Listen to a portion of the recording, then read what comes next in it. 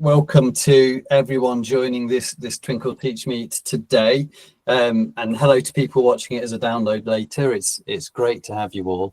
I'm Sam Deno, and in fact I've got a slide, so I can click onto my slide so you can see that. That's me, that's my picture. I'm the National Education Lead for Secondary English here at Twinkl. I'm actually just on introduction duties today because I'm going to hand on to my brilliant colleague Pete in a minute, but I wanted to contextualize this event before Pete gets going. So Twinkl were proud to sponsor the National Literacy Trust Reading Report in 2025. And one of the headline figures that came out of that survey was that only 32.7% of the young people surveyed enjoyed reading very much or quite a lot, which might not sound too bad, and it didn't to me at first, but then I read on and it's actually an all-time low on the National Literacy Trust report, and that's been running for 20 years. And in fact, in 2016, when asked the same question, 58.6% of young people said that they enjoyed reading very much or quite a lot. That's nearly halved over the last 9 years. So reading engagement and therefore reading attainment is in decline. One of the sticky patches is Key Stage 3, so hence this TeachMeet. So firstly, I wanted to alert you to the fact that actually it's not a TeachMeet in isolation. In fact, we're running, as you can see from that slide, we're running a series of 4 TeachMeets on the topic of reading at Key Stage 3. And if you're yet to come across the others on Eventbrite, then there's still plenty of time to sign up to them. There's a link in the bottom left of that slide there, and you'll be sent the slides after the event, and you'll be able to work your way through, or you can Google it. As you can see, each one covers a different area, so they can all be treated as standalone topics, but they all also work together to build up a picture of different strategies for supporting struggling readers in that 11 to 14 age range.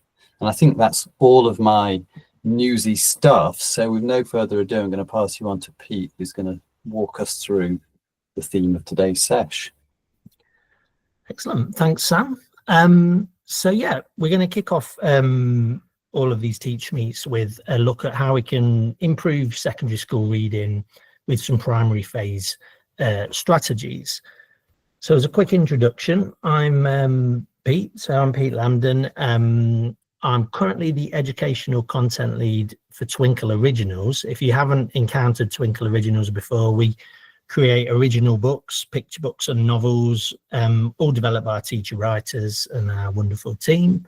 They're all available as ebooks and physical books and class packs and things like that.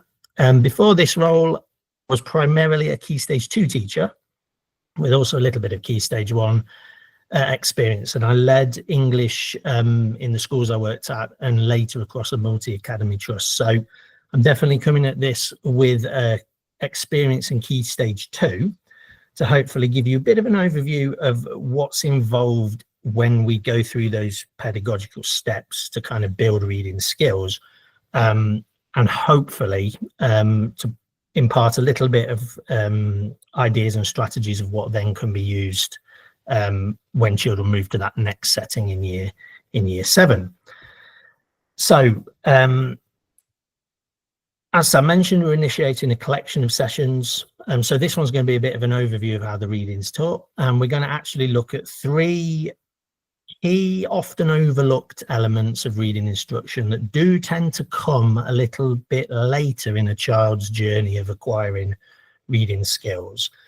And they are fluency, comprehension, and then we're also going to have a little look on vocabulary. What we'll do as well is we'll touch on the importance of assessment with these, and how to accurately diagnose these reading gaps, again, with these 3 key elements in mind.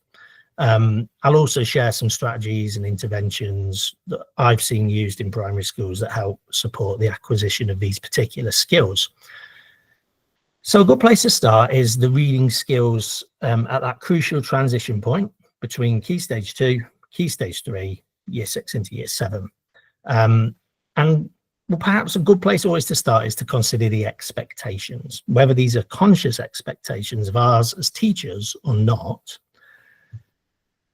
By and large, the general expectation for a Year 7 child is that they can read when they come into Year 7. And I don't think it's too much of a stretch to say everything in the curriculum and everything in the school is then geared with that expectation in mind. The reality, lots of studies show that 1 in 4 children actually enter secondary school with reading skills below the expected level. So immediately what this suggests is we perhaps need to reconfigure what the baseline expectation is for Year 7 children, knowing that a significant percent won't actually be able to access the learning we assume they will. Sometimes this is kind of put forward, the idea is put forward that there's a reading slump, I think tends to be the best way of putting it, that people tend to use. And the idea that a child has perhaps left Year 6 at a certain level, and over the summer, over those few weeks or months, something's dropped away.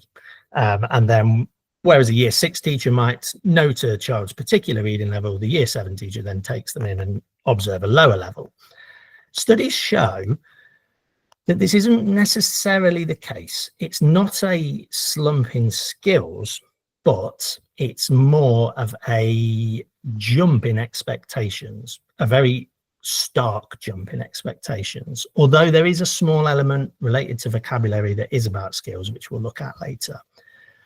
But what do we mean by jump in expectations? Well, suddenly the expectation is not just about reading skills, reaching a certain point, which we admittedly perhaps can fall into the trap in Year 6 of thinking that, right, is this, we've got an end goal and we are working up to that end goal with the children. We are, treating it like all the other skills we're equipping them with. But then in Year 7, the expectation is immediately that reading is not necessarily a skill anymore. It's not something being worked on anymore. It is now a tool for learning straight off the bat. Children are expected to use reading as a tool. They're going to get their information from this. But the 25% lacking those skills that we saw at the beginning might not have been fully identified because, again, like I said, we were looking at, through a different lens in Key Stage 2 to how Key Stage 3 might be looking. Whereas you're expecting them to, have this tool for learning, we were kind of coming at it with we're putting the finishing touches on building these skills. So the idea of the jump in expectations, it kind of reframes this idea that we need to catch these children up. Suddenly they're expected to glean information from text and apply it, not just pass a test and discuss a book, which is what we'd be doing. So the reading starts to take on a very different dimension in secondary. Also, there's a difference, as we all know, there's these differences in environment. So in primary, the setup is very different.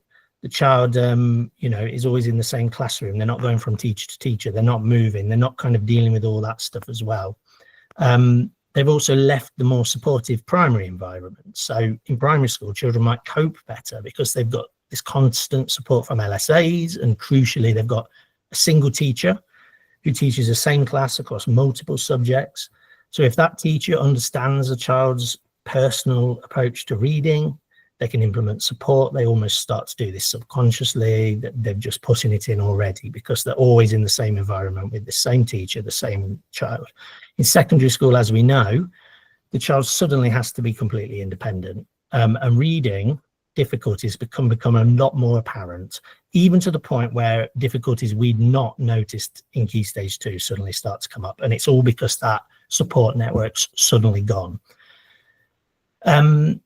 There's also a case, I think, as well, like reading is so, and for decades has been so embedded into primary school practice that it's truly one of those holistic skills that is woven through everything we do.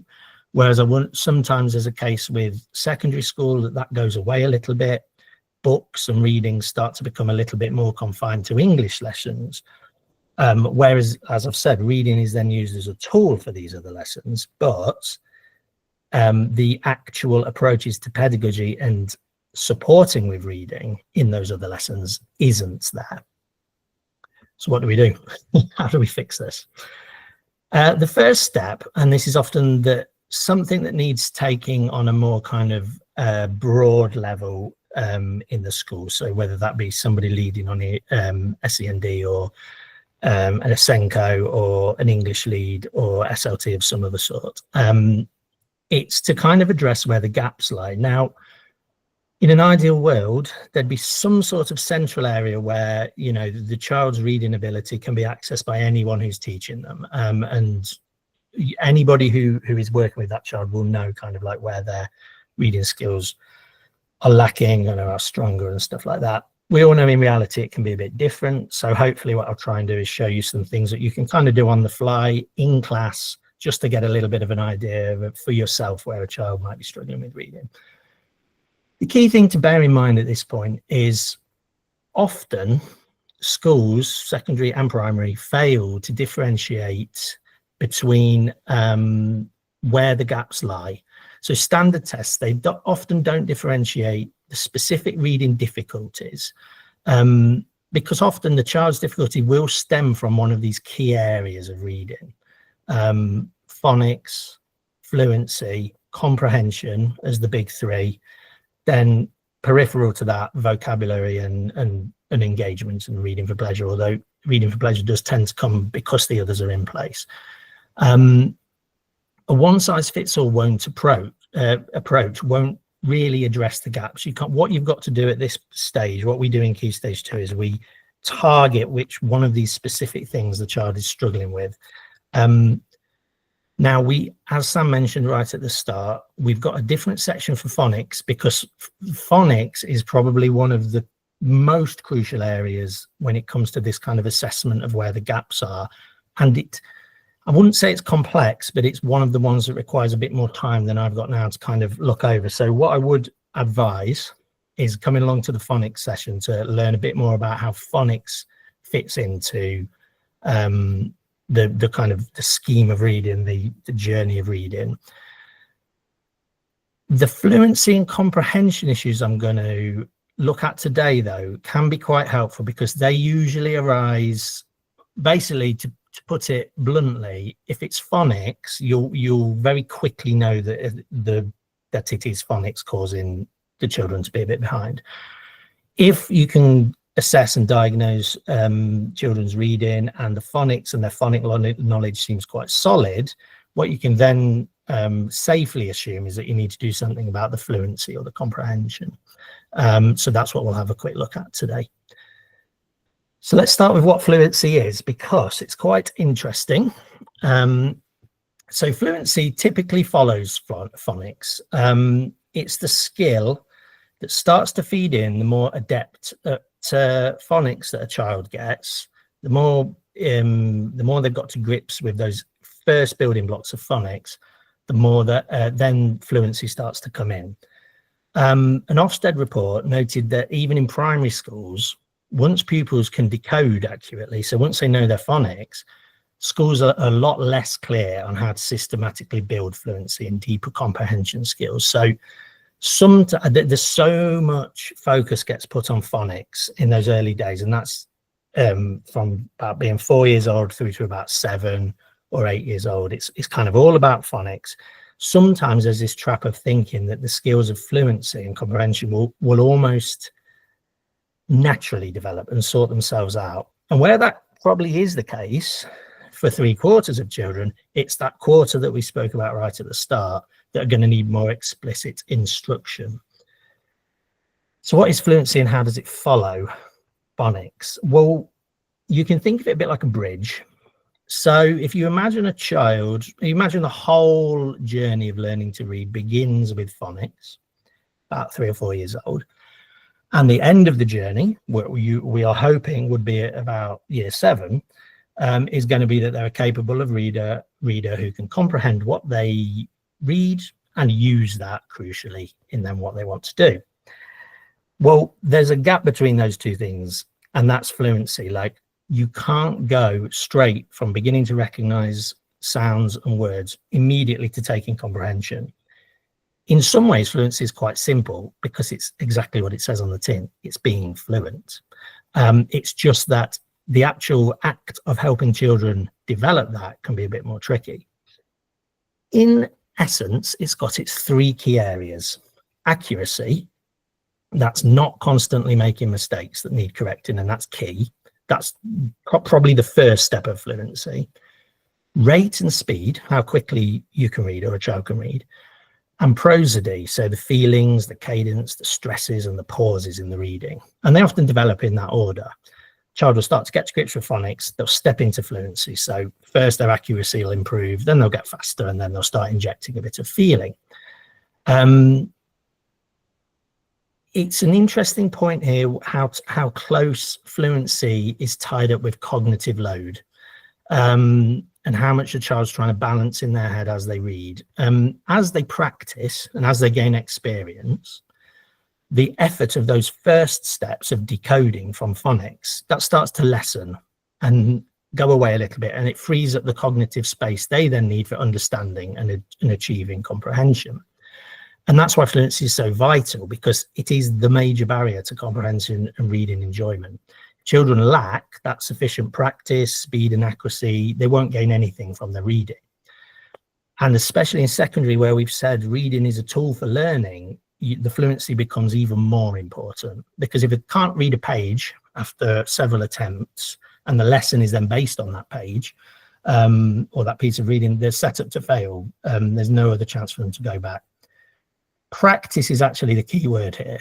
So I think if you come away today with nothing else, it's to know that this practice of reading needs to be children need to be actively given the chance to do this. We might expect it to happen naturally, and perhaps for 3/4 of children it will, but for that other quarter of children, they're going to need more and more practice reading. And that is actually just the key to developing fluency, and it can come in different forms. We can start to understand fluency and we can put ourselves into a child's shoes a little bit. Because, for example, if I said, can you read these words? The actual answer is, well, no, we can't read these words because there's no context there. Now, if we were thinking purely from a phonics point of view, you could say, well, yes, I can read them. A child can read them because the top one could be wind or wide. It doesn't matter. But the point of fluency is it does matter. Okay, it's the fact that a word on its own no longer does the job. We are leaping from word level in phonics to sentence level, and as things progress, paragraph level and whole passage level. As adults, we don't know we're doing it, but we're subconsciously constantly tracking back and forth, reading. I think it's something like 6 words at a time you don't realize you're doing. You're actually taking those 6 words on. What you sometimes have to remember is that the children, we assume they've got to that level, that speed faster. We assume they've got to that point quicker than they have, as in they might still be reading 1 word at a time or 2 words at a time. And fluency allows the practice to help them build up so that they are taking on this meaning from the entire sentence, not just going along, but going back and forward, tracking and self-correcting and that sort of thing. So, for example, a child approaching these, so that top one that could be wind or wind, now a child might initially read it as wind, the wind blew through the trees. Now, a child proficient in fluency would see blue straight after wind, and they'll track back with the wind blew, and they'll realize that the word blue wouldn't naturally come after wind, it would come after wind. So the wind blew through their trees. They'll you'd hope a child would self-correct that as on the fly as they go. The second one, Claire likes to wind up her little sister. Well, they might initially read that as wind up her little sister. And again, a child who hasn't really got the strong fluency skills in place still may not go back and correct that, because in some ways wind up would kind of make sense. It's not immediately obvious that would need going back and fixing. Hopefully by the time they got to the end of the sentence, her little sister, then they'd realize. But as you can see, it's about 4 or 5 words from the tricky word by then. And again, that's for the fluency. They need to be fast enough and accurate enough to get to the last part and skip back again to fix that. You can see the same sort of things here. Priya took the lead. That's a great example of fluency 101. The difficult word comes at the end. They've got all the context beforehand. Hopefully they'd self-correct that immediately. It went down like a lead balloon, and this is where the practice comes in, because unlikely a child would know that idiom, metaphor, whatever it is. They'd need practice and exposure to language to even know what a lead balloon is, or what that phrase is.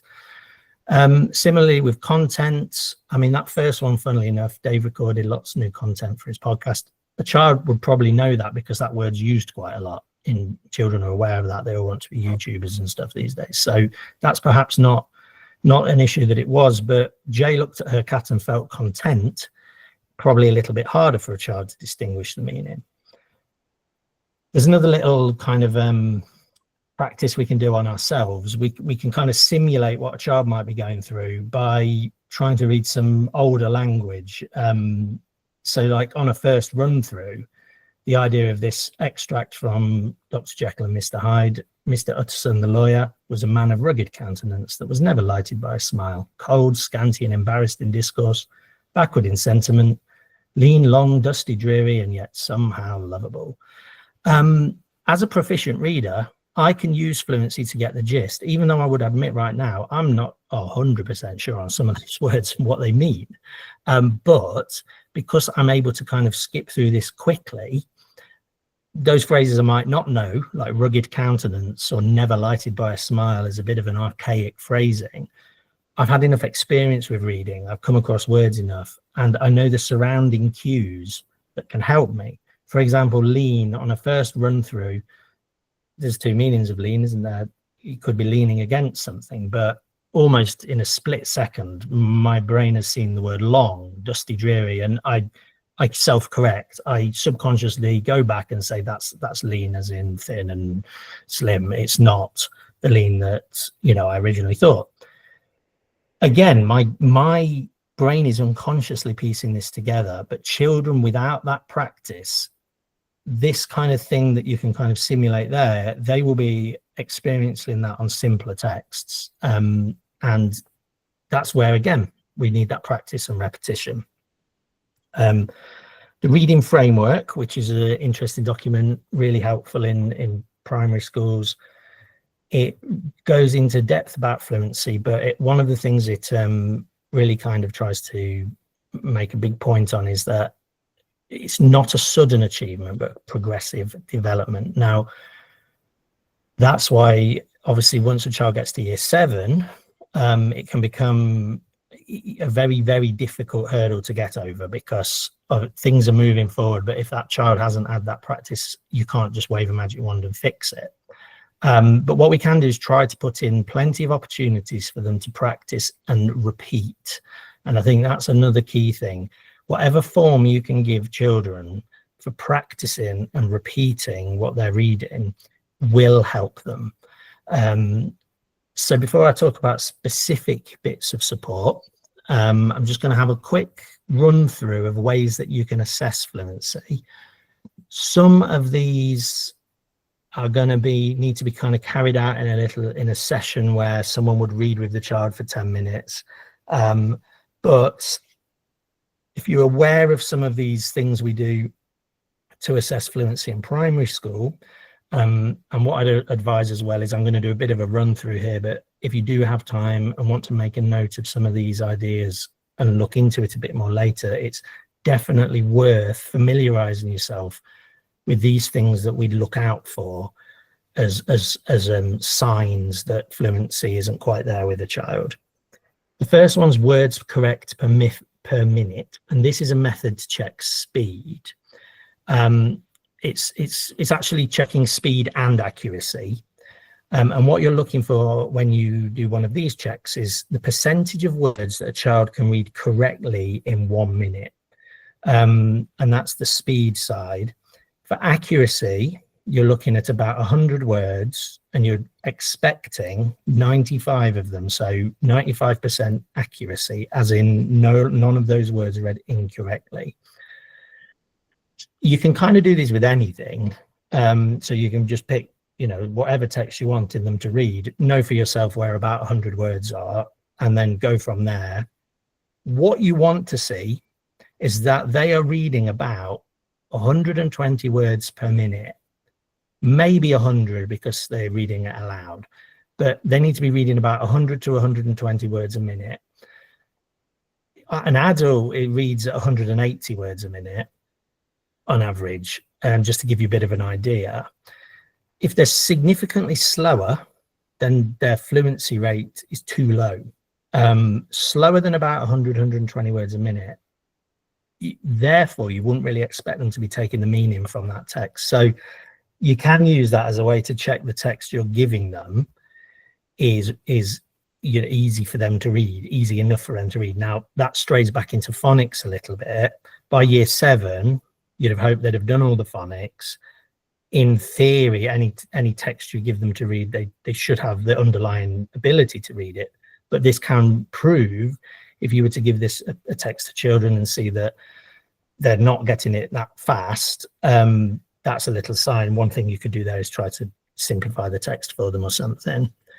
And then that moves on to the accuracy, 95% accuracy. Again, if a child reads 100 words, 120 words a minute, but they're getting more than 5% wrong, I think you probably go up to 10% for it still to be instructional. But if they're getting 5 to 10% wrong, then again, that's the first flag that their fluency isn't there. And it follows phonics, so you can do this systematically. Do a phonics check with them. If that seems fine, do one of these words correct per minute checks. See if they're hitting 100, 120 words per minute with a 90 to 95% of accuracy. And if they're not, that's where the sticking point is. Also looking at the next one, the multi-dimensional fluency scale, I would advise, if you want to see one of those, either Google it or search on the Twinkl website. It's a score, and that one's to assess prosody, so the cadence, the style of reading.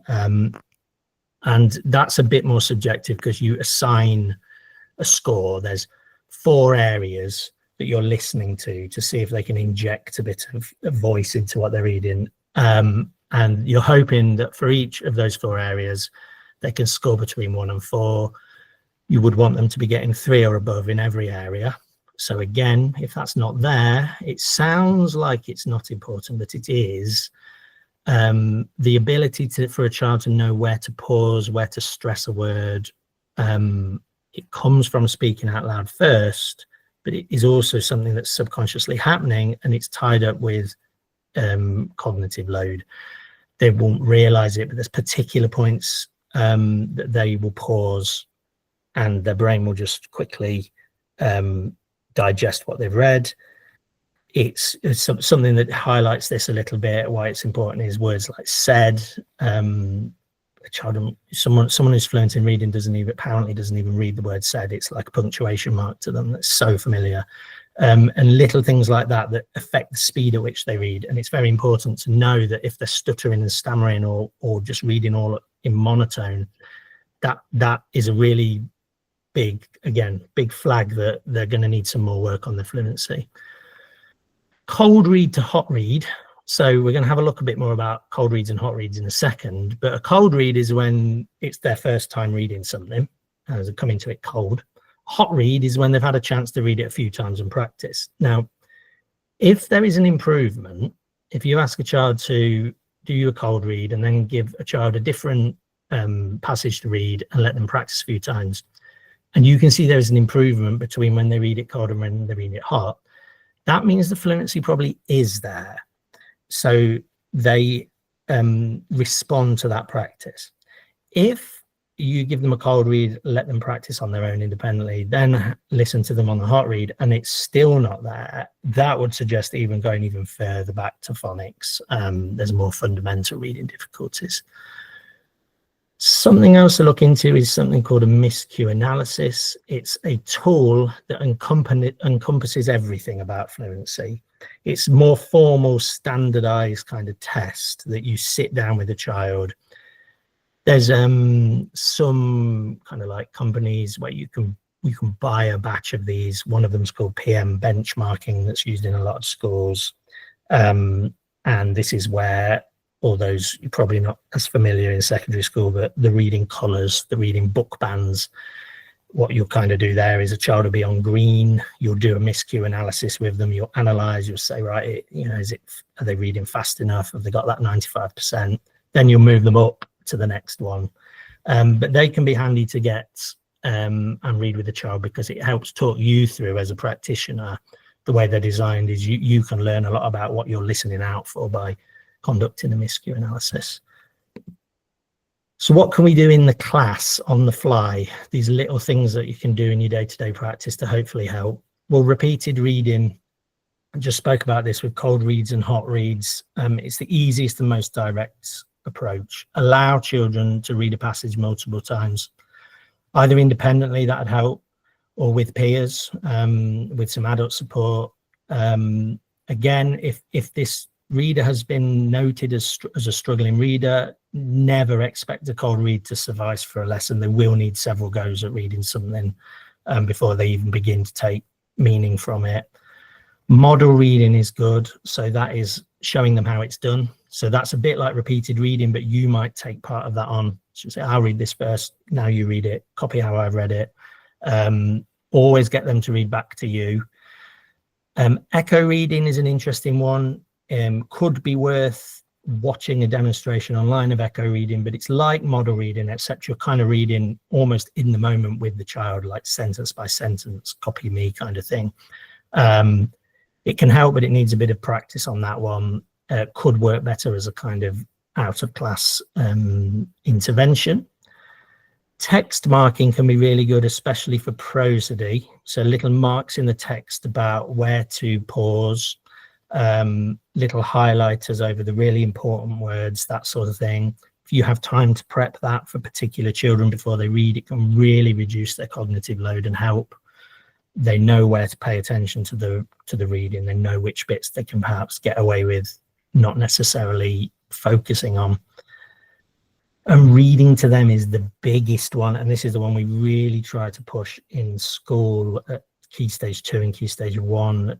The best way, and this is in the reading framework as well, the best way that children can master fluency in reading is to hear a professional, as it were, or someone experienced reading and enjoying a book. And that is so helpful. If the more chance you can work that into the day, the better children will be for it. So it's all about practice and reading out loud. When it comes to fluency, there's some practices proven not to work.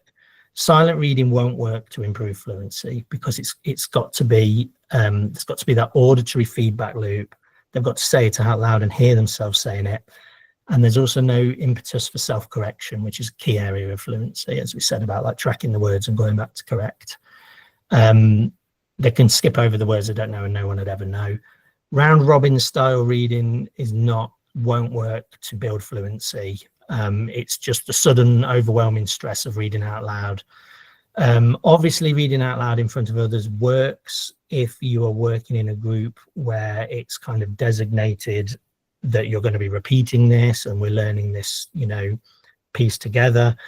But suddenly kind of doing it in front of the class and dropping it on a child, they'll be too focused on being heard by the others for that. Outside of the class, so if you've got the luxury of having a breakout room or an LSA, something to have a bit more of a look into. Again, you can Google it and get the in-depth explanation of what this is, but the fluency development lesson is a very effective intervention. Essentially all it does is what we've just gone through: introduce a text, practice it, hear an adult, model it, but it's done very much more structured, and there's a lot of research around it to say how effective it is. Can be helpful if you're in like a history lesson and you're about to read a source or something. If you have the luxury of being able to send some children out to do this in a structured way, then they can come back in having access to the same reading that everybody else in the class has. Mentioned about the miscue analysis and benchmarking. It's primarily a diagnostic tool, but trained staff can use that as an intervention. It's all about that practice. Trying to pre-teach in smaller groups. We just spoke about the stress of a round robin. Any chance to kind of firstly approach a text in a small group is helpful. And finally, something called readers theatre, which is interesting. And again, worth going away and looking a bit more into, but it incorporates performance, not with costumes and sets, but with reading for an audience. And in this case, an audience simply being someone who hasn't heard the text before. The audience can just be you. It comes from acting, so acting in the theatre, where a director, when actors would begin learning their lines, but they haven't quite got the lines in yet, but a director might say to them, just drop your script. I want you to get to the end of this scene, paraphrase, use your own words, whatever you might do. Don't worry about clinging to the script, but let's just see if we can get through the scene. And then actors obviously can get the general gist, they're confident to get through it. And then that reduces a lot of the stress on them because, yeah, I know the scene, I'm not going to forget my lines kind of thing. Same works for the children. They've gone through it before, they've performed it a little bit, their confidence grows, they get less worried about reading it again in class. Twinkl's got a good wiki on readers theatre and how that works. So that's a quick overview of fluency. What would come next then when we teach children to read? After phonics, after fluency, we then come on to comprehension, which is embedded at all times. So you would still expect comprehension to be, focused on by a practitioner, even when a child's 5 years old and can only read cat sat on the mat. You would still be interrogating that sentence with them. But as the reading gets more complex and as you're expecting children to read quicker, faster, more accurately, comprehension begins to get a lot more complex as well.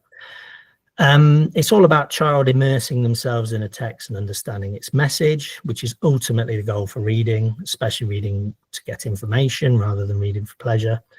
As with fluency, there's sometimes an idea that comprehension will just resolve itself with enough practice. While improved fluency can lead to better comprehension, the reading framework still acknowledges that quarter of children who still might need focused teaching of comprehension strategies.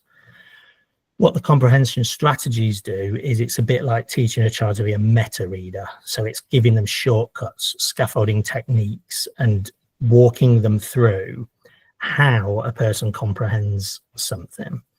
So to help clarify that a little bit, we'll just have a quick look at what the strategies are we tend to use in primary school and what we try to really explicitly teach children. So we've got retrieval.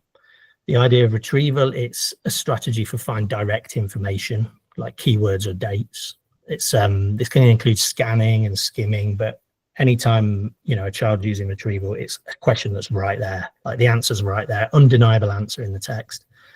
Inference means using words, sentences, and context to tease out meaning. It can apply at a word level, but also broader levels such as character motivations. That can be harder for children to get their head around because it's not black and white.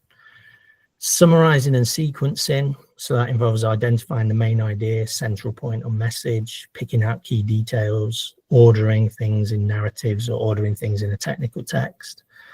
There's predicting, which is making logical guesses. Again, that can be harder than you realize for children to base their prediction on what makes sense within what they've read, rather than just something they've plucked out of the air. Building hypothesis, noticing relevant information. And part of prediction is also asking questions to clarify their own meaning, to deepen that understanding. And the last part of comprehension is linking.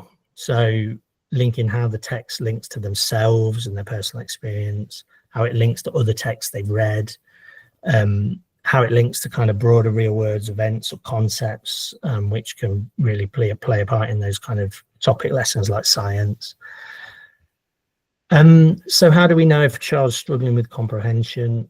The biggest thing here is just simple conversation. Now, if you can, as a practitioner, familiarize yourself behind the scenes with these kind of like strands of comprehension, often a simple conversation will help you see where the child is lacking. Like if they're really good at retrieval and can pick out the dates, but they then begin to really struggle with inference, you can start to hone in on that a little bit when you talk to them and work with them. Use simplified simplified tests where you've kind of broken the test up into those different types of comprehension, and then you can start to see again where they might be struggling.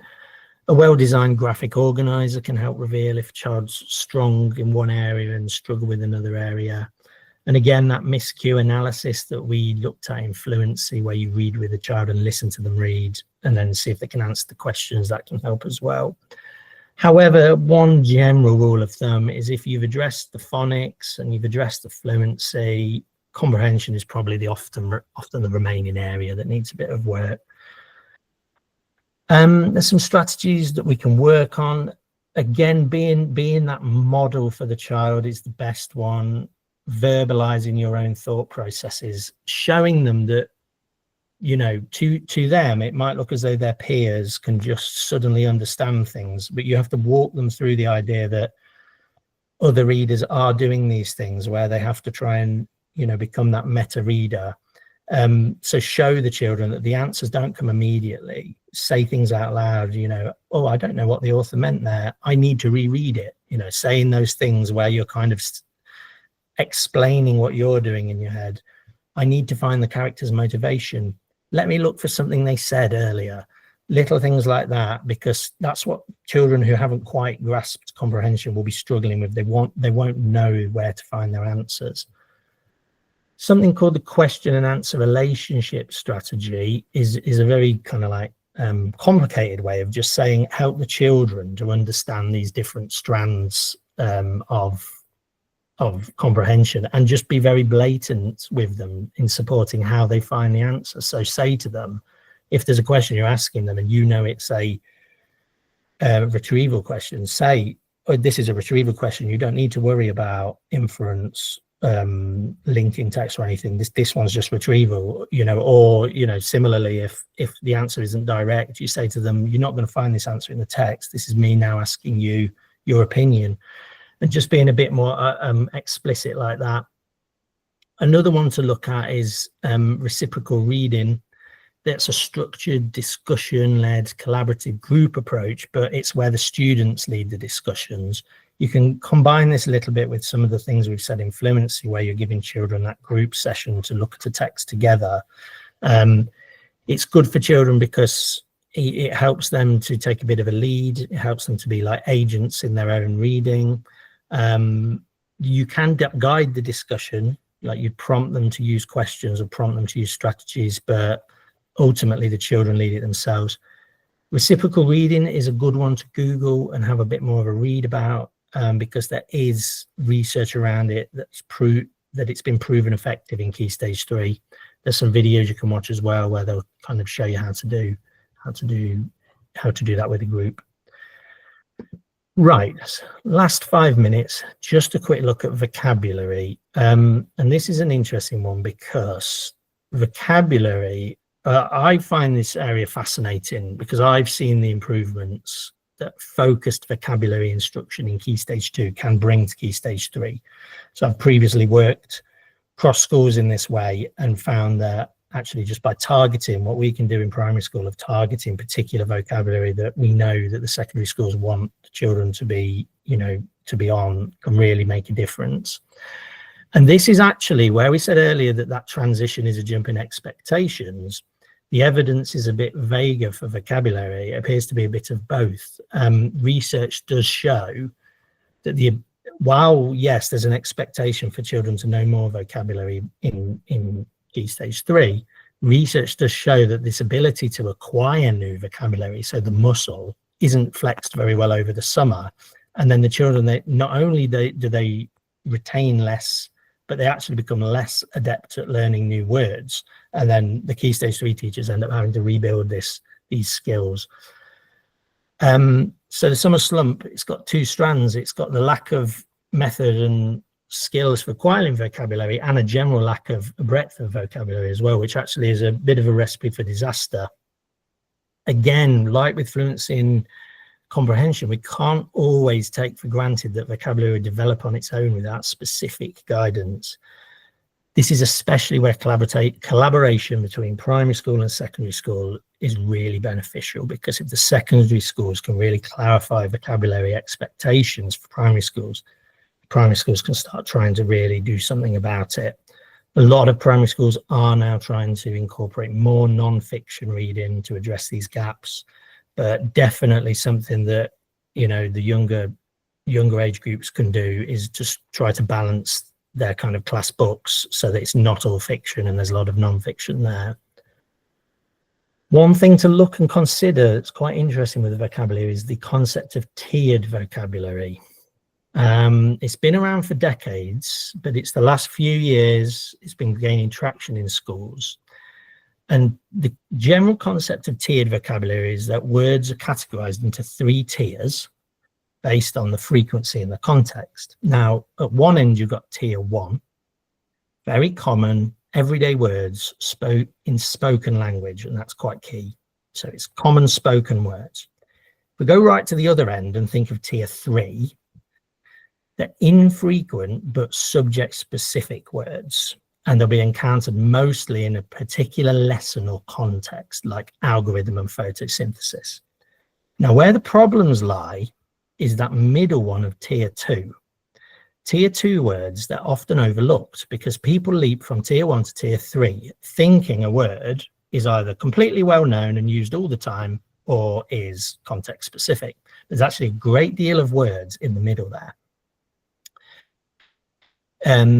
If we have a quick look at what some of these words could be using one of our Twinkl resources, a good example of this is the word observe. Now, observe is a word that probably isn't used in a child's vernacular. They don't hear that all the time. I would say a fair few amount of children won't know what observe means even in year 6, but we almost assume that they're going to.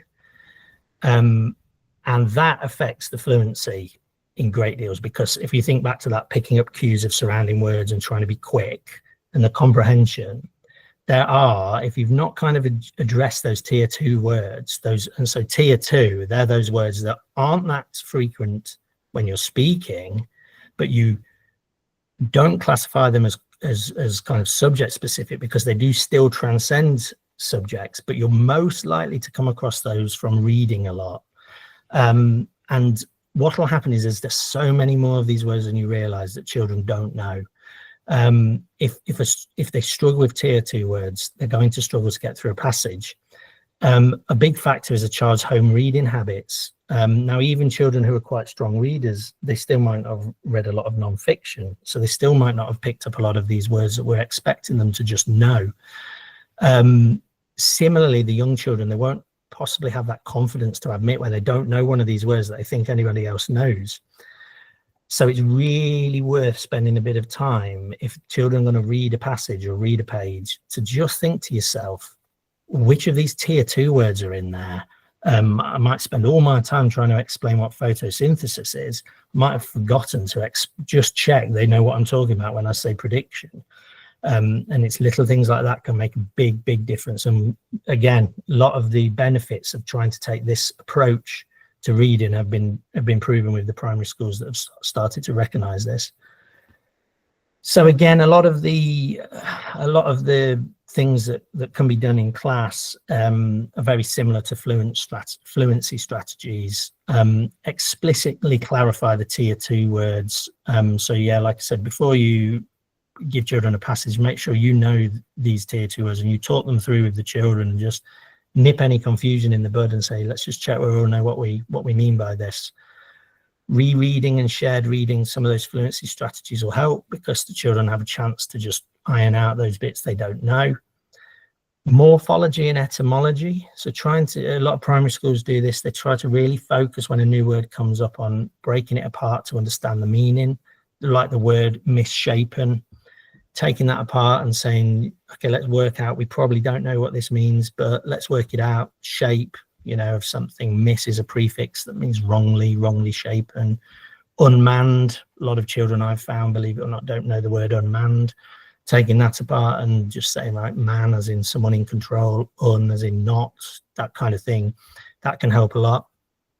And promoting a lot of more non-fiction across the curriculum. So yeah, really seeing that non-fiction books can go toe-to-toe with fiction books when it comes to reading for pleasure as well. There's a lot of amazing non-fiction books out there, and yeah, the reading framework says that you know, these language-rich environments are really important too. So talking a lot and trying to find ways to get these words that, you know, we want them to pick up on into our everyday conversation. So that brings to a close my whistle-stop tour of all the various strands of reading that we tried to cover in year 2. As I've mentioned, the element of phonics will be covered in this one on the 26th of November. It will go hand in hand with a lot of what I've just kind of gone over there. Another key element of encouraging reading for pleasure is another thing that we've not touched on today. This one's really good as well, because obviously I've tried to impart a lot of information from a key stage 2 perspective, but my colleague Paul, who's a secondary teacher, is going to lead this one about how to bring reading into the heart of every subject, and I think that'll be really beneficial to see kind of from a secondary practitioner's point of view.